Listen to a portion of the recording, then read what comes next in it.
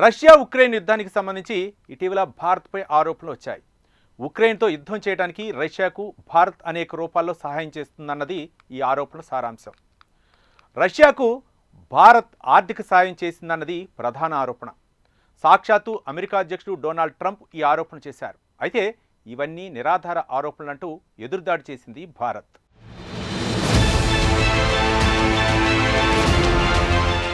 ఇటీవల కాలంలో భారత్పై నిరాధార ఆరోపణలు చేయడం అమెరికాకు బాగా అలవాటుగా మారింది.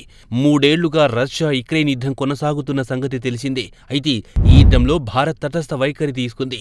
వాస్తవానికి భారత్కు రష్యా బాగా దగ్గరైనప్పటికీ యుక్రెయిన్ యుద్ధం విషయంలో రష్యాను భారత్ ఏనాడూ సపోర్టు చేయలేదు. చర్చల ద్వారానే విభేదాలు పరిష్కరించుకోవాలని ఉభయ దేశాలను కోరింది. ఏ రోజు ఇటువైపు భారత్ మొగ్గలేదు.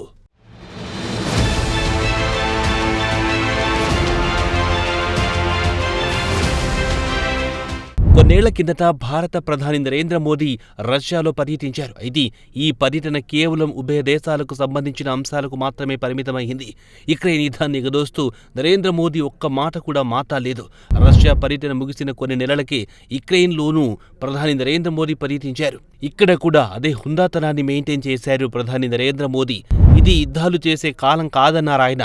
చర్చల ద్వారానే ఇరు దేశాలతో విభేదాలు పరిష్కరించుకోవాలని యుక్రెయిన్ అధినేత జెలెన్స్కీకి నరేంద్ర మోదీ సలహా ఇచ్చారు.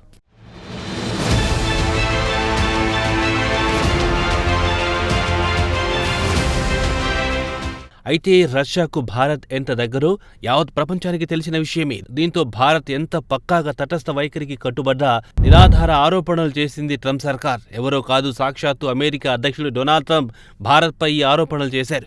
రష్యాతో దశాబ్దాల మైత్రి బంధం ఉన్న కారణంగానే యుక్రెయిన్పై యుద్ధానికి సొమ్ములు అందజేసిందని అమెరికా ఆరోపణలు చేయడం విడ్డూరమే అంటున్నారు అంతర్జాతీయ రాజకీయ పరిశీలకులు.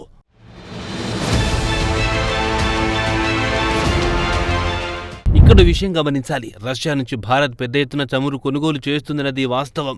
ఈ చమురు కొనుగోలు ఎపిసోడ్ కొన్నేళ్లుగా కొనసాగుతోంది. ఇది పూర్తిగా భారత్ రష్యాకు సంబంధించిన విషయం.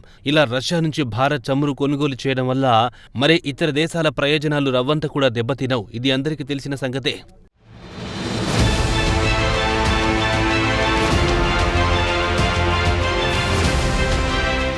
కాగా రష్యా నుంచి చమురు కొనుగోలు అంశంపై అమెరికాది 2 నాల్కల ధోరణి. భారత్ ఒక్కటే కాదు, యూరోపియన్ యూనియన్లోని అనేక సభ్యదేశాలు కూడా రష్యా నుంచి చమురు దిగుమతి చేసుకుంటున్నాయి. యూరోపియన్ యూనియన్ అంటే చిన్న చితిక వ్యవహారం కాదు. ఐరోపా ఖండంలో దేశాలన్నింటికీ ప్రాతినిధ్యం వహించే అంతర్జాతీయ సంస్థ. అంతేకాదు, రాజకీయంగా అమెరికాకు యూరోపియన్ యూనియన్ బాగా దగ్గర. అంటే తన కన్నుసన్నలో నడిచే యూరోపియన్ యూనియన్ సభ్యదేశాలు రష్యా నుంచి చమురు కొనొచ్చు, కానీ భారత్ మాత్రం తన దేశీయ అవసరాలకు కొనకూడదు. ఇది అమెరికా 2 నాల్కల ధోరణి.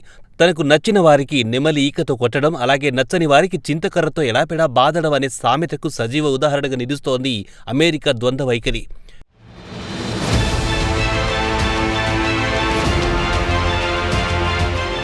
ఇదే విషయమై కిందటేడాది అమెరికా మాజీ రాయబారి ఎరిక్ గార్సెట్టి మాట్లాడారు. వాస్తవానికి ప్రపంచవ్యాప్తంగా చమురు ధరలను స్థిరీకరించడానికి రష్యా చమురు కొనేలా భారత్ను అమెరికానే ప్రోత్సహించిందని ఎరిక్ గార్సెట్టి వెల్లడించారు.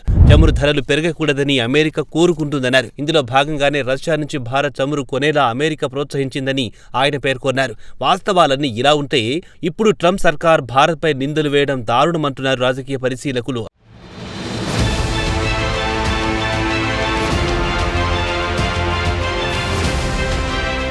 అంతేకాదు, 2022లో అప్పటి America treasury secretary Janet Ellen కూడా రష్యా నుంచి భారత్ చమురు కొనుగోళ్లపై అభ్యంతరం వ్యక్తం చేయలేదు. పశ్చిమ దేశాల వ్యవస్థలను వాడుకోకుండా రష్యా నుంచి భారత్ ఇష్టమొచ్చినంత చమురును కొనుగోలు చేయొచ్చని అప్పతోనే జానెట్ ఎలెన్ పేర్కొన్నారు. ఇదిలా ఉంటే అమెరికా ఇప్పటికీ రష్యాతో వ్యాపారం చేస్తోంది. 2024 నాటికి అమెరికా రష్యా ద్వైపాక్షిక వాణిజ్యం విలువ $5.2 బిలియన్. అయితే ఈ విషయాన్ని ట్రంప్ సర్కార్ పట్టించుకోలేదు. రష్యా నుంచి చమురు కొనుగోలు విషయంలో భారత్ను చులకన చేస్తూ ట్రంప్ సర్కార్ మాట్లాడుతోంది.